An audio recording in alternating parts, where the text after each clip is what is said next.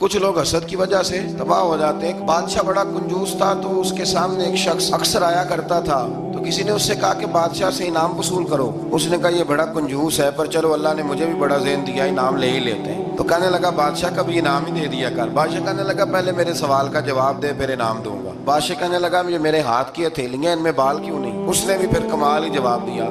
कहने लगा आप सखी बड़े हैं। वो दे दे के ना बाल सारे घिस गए। बादशाह को बड़ा ही गुस्सा आया, पता तो उसे था ना मैं कंजूस हूँ। गुस्से से के साथ कहने लगा तो तेरे हाथों में क्यों नहीं बाल? कहने लगा बादशाह तूने दिया बड़ा है तो मैंने लिया बड़ा है। तेरे दे दे के घिस गए हैं तो मेरे ले के घिस गए हैं। तो उसको और गुस्सा आया। कहने लगा तो ये जो सारे बैठे हैं तो इनके हाथों में बाल क्यों नहीं? कहने लगा बादशाह तू देता रहता है, मैं लेता रहता हूँ, तो ये हाथ मलते रहते हैं। तो बादशाह कहने लगा भाई बंदा तू सियाना है, तुझे कुछ ना कुछ देना ही पड़ेगा। तो कुछ लोगों के ना मालामाल के ही अल्लाह देता है, नवाजता है, पर उनके हसद कर करके हाथ घिस जाते हैं।